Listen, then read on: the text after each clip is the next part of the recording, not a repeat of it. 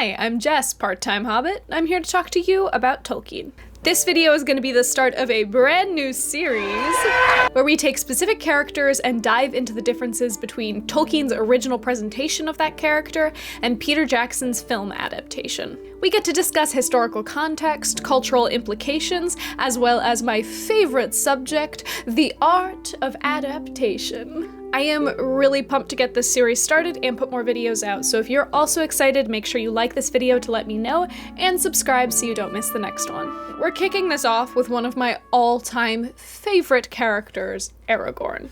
Aragorn exemplifies the ideal person. He is caring, brave, and intelligent, and everything you could want in a leader. In the books, Aragorn is confident and self-assured and doggedly pursues his end goal to become the rightful king of Gondor. The films take a different approach. By the end of the trilogy, Aragorn is still king, but his journey to get there is plagued with self-doubt and worry. Now, I'm positive that we all have our own opinions on which version is better, but rather than getting into that debate, I wanted to take a look at why these characters are so different and what, in the end, unites them. Starting where it all began, Book Aragorn, as I'm going to call him, is the picture-perfect king. He introduces himself to the hobbits as the heir to the throne, and by the end of the trilogy, as the name of the final book suggests, he succeeds in his goal. When we look into Tolkien's other writing, as well as the cultural and historical context that he was written in, Book Aragorn's character arises as a necessity. One very interesting essay that I found compares Aragorn to another one of Tolkien's heroes, or rather, anti-heroes, Túrin, son of Húrin. I have a section that goes over some of Túrin's story in my video on dragons, so if you'd like a quick primer course, that'll be linked in the cards. Túrin's story is far too complex to fit in its entirety in this video, but in many ways he is Book Aragorn's foil. Túrin is a human of the First Age and the only heir to the House of Hador, essentially a royal family within the ranks of First Age men. He's burdened not only with the knowledge that he's heir to the throne, but with a curse placed on his family by the Dark Lord Morgoth. Túrin is endlessly restless and desperately tries to live up to his title as the heir of the House of Hador, even when he is displaced from his home, left essentially the heir of nothing.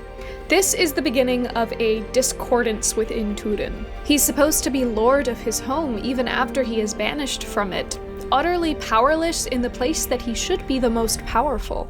Túrin's story is tragic. He changes his name a dozen times, calling himself the Wronged or the Secret, and trying to leave his old identity behind entirely. Every attempt at creating a new identity fails, and he tosses aside that identity to search for another one. All of this means that Túrin is never able to find out who he truly is. Túrin is constantly trying to exert his will and force over fate, trying to make his life and his destiny bend to his will. Túrin had already been written when Tolkien began writing the Lord of the Rings trilogy, so he arose naturally as an opposite and contrast to Túrin. They bear similar burdens, both being the heirs of great houses that were banished from their homes. Túrin sees a destructive dissonance in this, but Aragorn sees it as a chance to grow.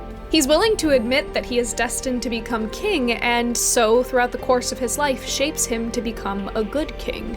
Túrin goes through endless trials to try and become the person that he wants to be, while Aragorn endures pain and trouble with the knowledge that he is following the path intended for him.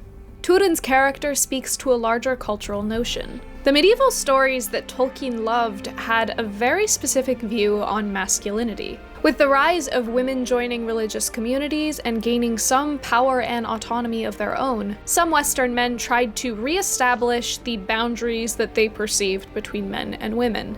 In order to maintain this perceived order, they took on a domineering role over women and subsequently anyone that they perceived to have less power than them.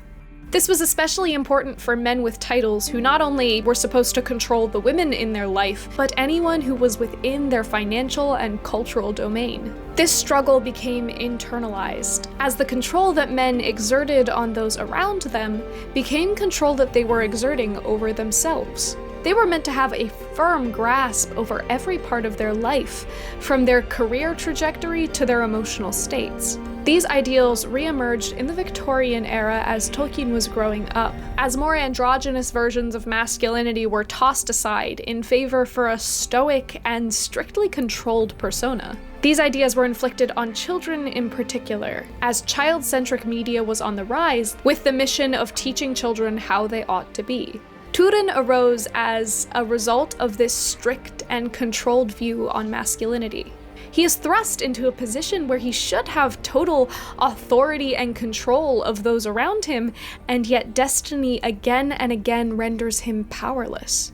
Caught in this contradictory quicksand, Túrin lashes out, exerting control over anything and, in the end, losing everything. Aragorn is placed in a similar situation, but when these pressures are applied, he responds with grace. He accepts the mantle of responsibility and does what he must do in order to become who he is supposed to be. Rather than exerting control, Aragorn is a good steward, caring for those in his power with a gentle, healing touch. His relationship with Arwen is honoring and not controlling. Aragorn gracefully steps into power, not needing to control, only to lead. In this way, Book Aragorn is hugely subversive in the context that he was written. Aragorn stands out as deeply contradictory to the notions of masculinity that surrounded Tolkien. However, even Tolkien found himself more invested in Túrin's tumultuous story than in Aragorn's. Once the Lord of the Rings trilogy was complete, Tolkien left Aragorn's story more or less untouched, whereas Túrin's tragic tale was endlessly tweaked and adjusted. And if even Tolkien found Túrin's story to be more engaging, doubtless modern audiences would too. In the context that he was written, Book Aragorn is revolutionary, but I don't think that he would have translated particularly well onto the screens of the early 2000s. He needed just a touch of Túrin's angst and anguish in order to achieve the same results that Book Aragorn did. Just as we looked at the larger context for Tolkien's male characters, we should look at the world that the Lord of the Rings writers were operating in. The script for The Lord of the Rings was written in the late 1990s, and the film industry at large was still recovering from the action blockbuster craze of the 1980s. Now, I was not alive in the 1980s, nor am I a particularly big fan of action movies in general, so I can't exactly speak on this subject like an expert, but a lot of the big blockbuster movies of the time were male-led, hyper-violent action flicks. The heroes were burly macho men with an incredible skill for finding reasons to be shirtless. They fought really well, got ladies, and never cried. They were emotionally stoic, highly driven, and always won against unbeatable odds with the powers of their cunning wit and glistening biceps. In the wake of this craze, there was a desire for more complex male characters, especially male leads. There's a concept in screenwriting of a character's wants versus their needs. Want is their external goal, and usually the thing that they're working towards in the story. Katara from Avatar: The Last Airbender wants to get revenge on the firebenders that killed her mom. This want propels her to leave her village and learn how to master her waterbending skills. Want is the engine that drives the actual plot forward. Need, however, is internal. It's the thing that the character learns about themselves, and it's usually the deeper thread underneath the want. What Katara really needs is to feel respected by those that she loves, and learn that she can lean on them for support. While want drives the plot, need drives the theme. In the 1980s, a lot of male leads were really only concerned about their wants, and so the late 1990s brought about male heroes that had more complex needs as well as those wants. Neo from The Matrix, for example, just wanted to be free. However, over the course of the film, he learns that what he needs is to master his own skills and save humanity from its robot overlords. In Fight Club, we see the narrator wrestling over who he wants to be versus the man he should be. Hollywood was shifting away from self-assured male characters to characters with complex inner lives, whose emotional journeys fueled the film's narrative as much as their dashing good looks and big muscles. With this in mind, I hope you can see why Book Aragorn simply wouldn't have cut it in early 2000s Hollywood.